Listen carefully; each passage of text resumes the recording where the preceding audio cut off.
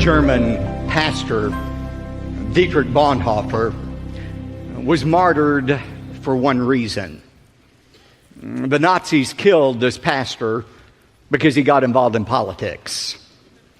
Unlike the majority of pastors, Christian pastors in Nazi Germany who remained silent under the reign of terror of Adolf Hitler, Dietrich Bonhoeffer could not remain silent. He stood up in his society. He spoke out against the evil of the government, and as a result, he lost his life. Dietrich Bonhoeffer, before he died, made this statement. He said, "Only he who believes is obedient, and only he who is obedient truly believes." There's an inseparable link between belief and obedience. You can't separate the truth. Wherever there's belief, there is genuine obedience. And we see that truth clearly illustrated in the story we're going to look at tonight. If you have your Bibles, I want you to turn to Daniel chapter 3. God gave Daniel the ability, remember, to interpret the dream of the evil king Nebuchadnezzar. And when Daniel recounted the dream and explained it to Nebuchadnezzar, remember Nebuchadnezzar's response? He fell down. He worshiped the God of Daniel, the Yahweh, the true God. And not only that, he elevated Daniel and his friends, Shadrach, Meshach, and Abednego, to places of prominence, of rulership in the Babylonian country. Now that was his first response, to worship God. But then in tonight's story, which takes place shortly after chapter 2, we see Nebuchadnezzar having a more humanistic response to this vision, a vision that said basically, Nebuchadnezzar, your days are numbered as king of Babylon. Babylon is going to cease. You're going to cease to exist. There's another kingdom coming after you. And notice Nebuchadnezzar's reaction to the truth that his kingdom would one day come to an end. We find it in verse 1 of chapter 3. Now Nebuchadnezzar, the king, made an image of gold, the height of which was 60 cubits. A cubit is about 1.5 feet. So it was a statue 90 feet high. Its width was 6 cubits or 9 feet. And he set it up on the plain of Dura in the province of Babylon. As Nebuchadnezzar thought about this dream and thought about the end of his kingdom, he said, you know what? I'm going to do whatever I can to prevent the end of my kingdom. I'm going to take matters into my own hands. I'm going to see if I cannot somehow thwart the sovereign will of God. And Nebuchadnezzar's motivation in this was not religious or spiritual. He didn't want people to worship him as God. Instead, he wanted their political loyalty. He wanted people to bow down, kind of like saluting the flag, and pledge their allegiance to Nebuchadnezzar. That way, Nebuchadnezzar thought he could make sure that there was no rebellion against him that would cause him to lose the kingdom. Now, it's said that this statue, 90 feet high, 9 feet wide, was set up on the plain of Dura. Notice that in verse 1, the plain of Dura. Archaeologists have determined that this plain of Dura was 6 miles south of ancient Babylon. We were talking about archaeological evidence for the veracity of the Bible this morning. Some years ago, French archaeologist Julius Opère found on the plain of Dura a base, a large brick construction that was 45 square feet and 20 feet high that very well could have been the base of this great statue that was made of Nebuchadnezzar. Now, again, the reason for this statue was not spiritual, but political. Look at verse 2. Then Nebuchadnezzar, the king, sent word to assemble the officials of Babylon. That is, the satraps. They were kind of like city council members who governed over different provinces of Babylon. The prefects, the governors, the counselors. He brought them all up for the dedication of the image that Nebuchadnezzar had set up. And look at verses 4 and 6. Then the herald loudly proclaimed, "To you the command is given, O people, nations, and men of every language, that at the moment you hear the sound of the horn, the flute, the lyre, the trigon, the psaltery, the bagpipe, and all kind of music, you are to fall down and worship the golden image that Nebuchadnezzar the king has set up. But whoever does not fall down and worship shall immediately be cast into the midst of a blazing furnace." Now, verse 7. We find that the music is sounded. All of the instruments play. When the music starts, that's the cue for everyone to fall down and worship the image. And sure enough, verse 7 says, all fell down and worshiped the golden image that Nebuchadnezzar had set up. All except 3. We'll find out those 3 in just a moment. But just imagine the scene. You have hundreds of thousands of people, perhaps, on the plain of Dura. You have this mighty image that is set up. The instructions have been given. The music plays. Everybody immediately bows down. Only 3 people remain standing. Can't you hear the people who are bowed down looking up saying, psst, psst, down, down, down? But they wouldn't bow down before this image that had been set up. So notice the accusation that's made against these 3 in verse 8. For this reason, at that time, certain Chaldeans, that is, part of the king's court, these people who lived in southern Babylon, came forward and brought charges against the Jews, these 3 Jews who refused to bow down. Look at verses 10 to 12, what the charges were. They reminded in verses 10 and 11 Nebuchadnezzar of what he had ordered, and then look at verse 12. Here's the charge. This is what they said to Nebuchadnezzar. There are certain Jews whom you have appointed over the administration of the province of Babylon, namely Shadrach, Meshach, and Abednego. These, O king, have disregarded you. They do not serve your gods, and they do not worship the golden image that you have set up. And so, look at verse 13. Then Nebuchadnezzar, in rage and anger, gave orders to bring Shadrach, Meshach, and Abednego. Then these 3 were brought before the king. Now here's the natural question. Where in the world was Daniel during this time? Have you ever wondered that? Where was Daniel? After all, he's the one who had these guys promoted. He's the one who led them to obey God and not Nebuchadnezzar. Where was Daniel? This week, as I was preparing the message, I read all kinds of explanations about where Daniel was. Some people say, well, Daniel was now such a high-ranking official that for political reasons, he went ahead and bowed down before the image of Nebuchadnezzar. To him, it was no big deal. It was political and not spiritual.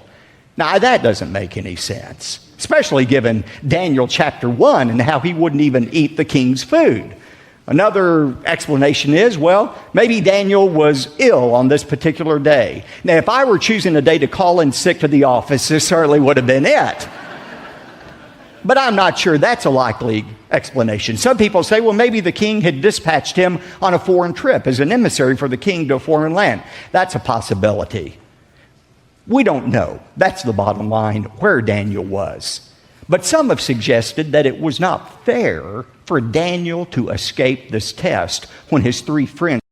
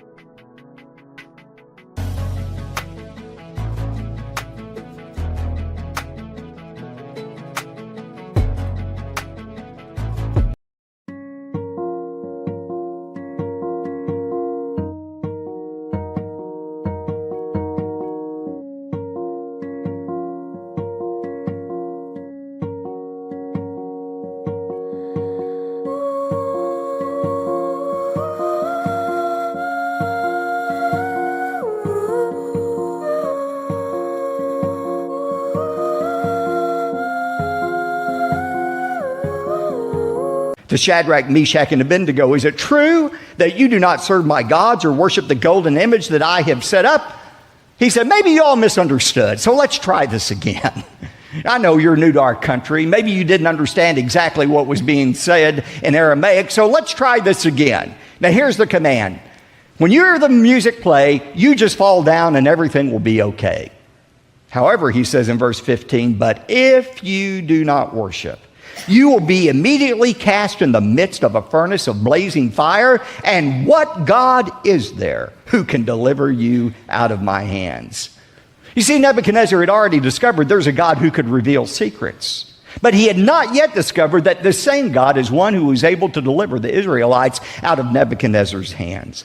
Now, think about these Hebrew youth. And remember, teenagers, they were about your age. They were probably about 17 or 18 at this time that they were going through this test. Think about how they could have rationalized not obeying God's commands. They could have come up with all kinds of excuses not to bow down before the golden image. But they knew what God had said. In Exodus 20, God was very clear. Thou shalt have no other gods before me. Thou shalt not make unto thee any graven image. Thou shalt not bow down to them, nor serve them.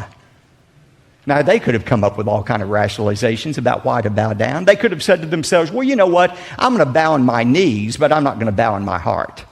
In my heart, I'll still worship the only true God. Or they could have said, well, you know what? It doesn't make any sense for us to die in the fiery furnace. Why, if we die, we'll not be able to witness to Nebuchadnezzar and the Babylonians any longer. And surely God wouldn't want that to happen. They could have come up with all kinds of excuses for reasons not to obey God's command and bow down before the golden image. But notice what they said instead. Verses 16 to 18. These are some of my favorite verses in all of the Bible. Look at what they said to Nebuchadnezzar. They said in verse 16, "O Nebuchadnezzar, we don't even need to give you an answer concerning this matter. If it be so, our God whom we serve is able to deliver us from the furnace of blazing fire, and he will deliver us out of your hand, O king." But underline this verse 18, "But even if he does not, let it be known to you, O king, that we are not going to serve your gods or worship the golden image that you have set up." Now that's what you call faith. They said, "King, we believe our God is able to deliver us, and if he wants to, he'll deliver us out of your hands. But even if he chooses not to deliver us, we are still going to obey him." Ladies and gentlemen, that is faith. Obedience to God in spite of the circumstances. It's not always God's will to deliver us out of trials. It wasn't God's will to deliver Jesus out of suffering, or Peter, or Paul, or most of the apostles. God's will for them was death, but they still obeyed God.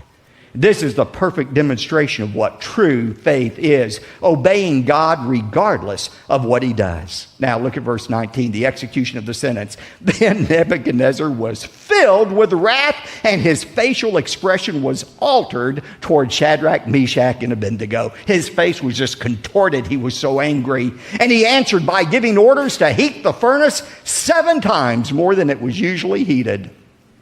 The Aramaic here means Nebuchadnezzar was as angry as he could have been under the circumstances. And his anger, like anger always does, caused him to do something very irrational. You know, when you're angry, you are literally out of your mind. And that's what Nebuchadnezzar was, because he does a very irrational thing. He says, "I want that furnace heated up 7 times the normal heat." Now think about it. If he was really angry, as he was with these 3 men, he wouldn't want the temperature raised. He'd let it stay at the normal temperature so that they would suffer as long as possible in that furnace instead of being consumed immediately by it being 7 times hotter than it usually was. But Nebuchadnezzar wasn't rational. One commentator said Nebuchadnezzar's furnace was hot, but he himself got hotter. And when a man gets full of fury, he gets full of folly. Great words. Look at verse 21. "Then these 3 men were tied up in their trousers, their coats, their caps, and their other clothes, and they were cast in the midst of the furnace of blazing fire. For this reason, because of the king's command was urgent, and the furnace had been made extremely hot, the flame of the fire slew those men who carried up Shadrach, Meshach, and Abednego. But these 3 men, Shadrach, Meshach, and Abednego, fell into the midst of the furnace of blazing fire, still tied up." Now look at God's miraculous delivery in verse 24. "Then Nebuchadnezzar the king was astounded, and he stood up." Now apparently they had placed a chair for Nebuchadnezzar to sit in once the furnace door had been shut, and he was able to look in to see these 3 men. And when he looked into that blazing fire, he was so astounded by what he saw, he immediately stood up. And he said to his high officials, "Was it not 3 men we bound into the midst of the fire?" They replied to him, "Certainly, O king." Verse 25, he said, "Look, I see men loosed, 4 of them, walking about in the midst of the fire without harm, and the appearance of the 4th is like a son of the gods. Three things amazed Nebuchadnezzar. First of all, these men who had been tied up were suddenly now free. Secondly, they were walking around without being consumed by the fire. But most importantly, there were no longer three men in there. There was a fourth man in there. And that fourth person they saw looked like a son of God. Who was that fourth person in there? I believe it was the angel of the Lord. Anytime in the Old Testament you read about the angel of the Lord, that is a reference to the Lord Jesus Christ. The incarnate, pre-incarnate appearance of Jesus Christ. That fourth person looked like a god to them. Verse 26, then Nebuchadnezzar came near to the door of the furnace, and he responded and said, Shadrach, Meshach, Abednego, come out, you servants of the Most High God, and come here. And then Shadrach, Meshach, and Abednego came out in the midst of the fire. He wanted them out of the furnace. He called them servants of the Most High God. And look at verse 27. All of the officials gathered around and saw in regard to these men that the fire had no effect on their bodies. Not even a hair of their head had been singed, nor were their trousers damaged, nor had the smell of fire even come upon them. They didn't even reek of smoke after being in that furnace. In verse 28, look at Nebuchadnezzar's response. He said, blessed be the God of Shadrach, Meshach, and Abednego, who has sent his angel and delivered his servants who put their trust in him, violating the king's command. And he yielded up their bodies so that not to serve or worship any god except their own God. Now, as we'll see in a moment, this was not, and we'll see this more next time, this was not a conversion experience for Nebuchadnezzar. That would come in chapter 4. Nevertheless, there was still a command here that was given in verse 29. Nebuchadnezzar says, therefore I make a decree that any people, nation, or tongue that speaks anything offensive about the God of Shadrach, Meshach, and Abednego shall be torn limb from limb and their houses reduced to rubbish heap, inasmuch as there is no other God who is able to deliver in this way.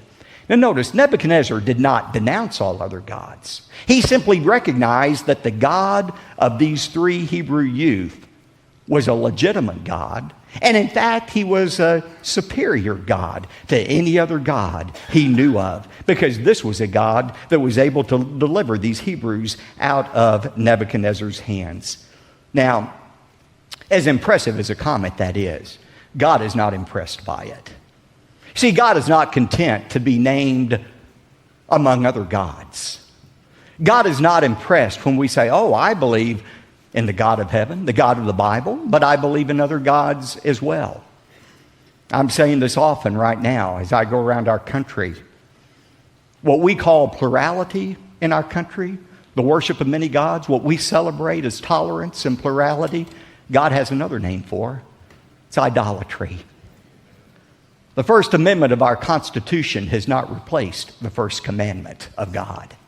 God said, you shall have no other gods before me. God commands our exclusive worship. He has no tolerance for any false gods or any false idols.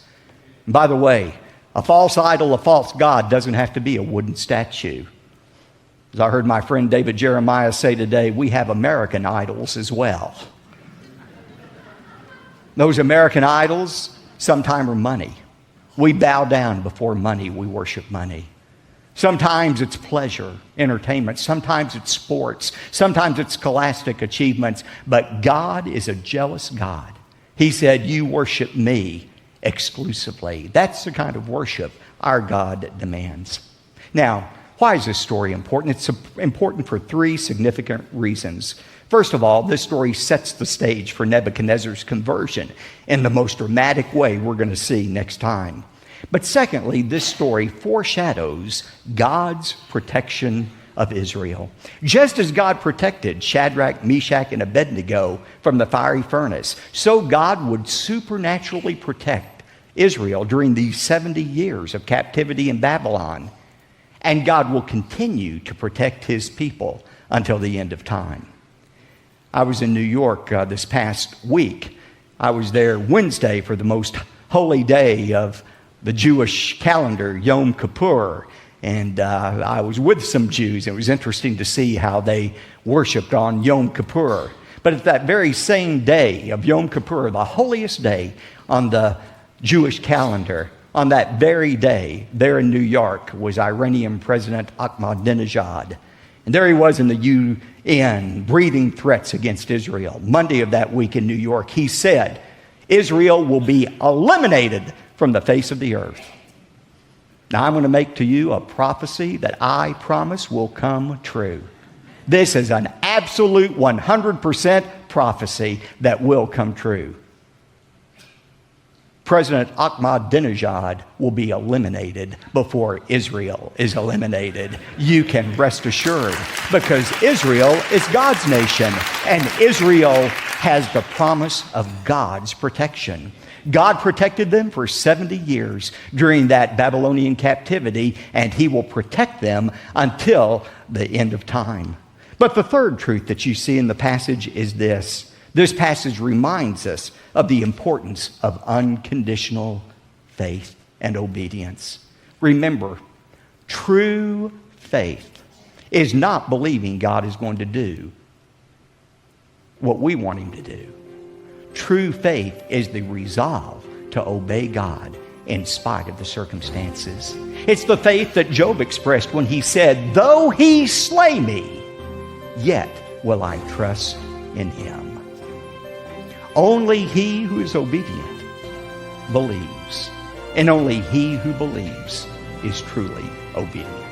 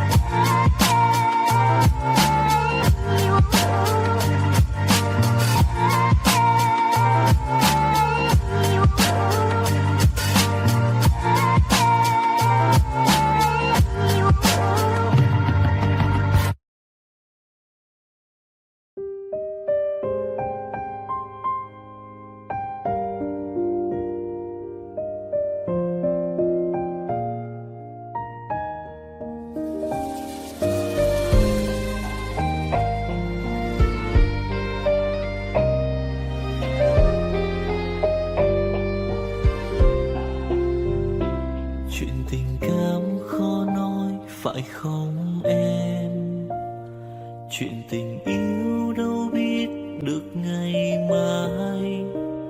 Rồi hôm nay em bên ai, nhìn em khóc trên vai. Thôi hãy quên đi, về với em hiện tại. Anh còn nhớ về ngày ta còn đắm say. Anh vẫn nhớ về người bên anh khi ấy.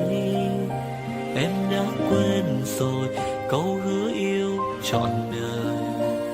Em bỏ anh rồi, em vui tình nhân mới. Cuộc tình này đã khác rồi, mình kết thúc em ơi. Chuyện tình này đã chết rồi, còn tiếc chi em ơi. Một lần em gian dối rồi, còn cố yêu không vui. Một lần em đã phản bội, làm vết thương chưa nguôi. Thì anh vẫn sẽ mỉm cười, người khác làm em vui. Còn anh xin kết thúc và giữ chút đau thương thôi. Ở nơi xa luôn nhớ về một mối duyên tình phai. Đường em đi nay khác rồi, còn mỗi anh đơn côi. Đường em đi nay đã khác rồi, còn riêng anh mãi đứng đơn côi.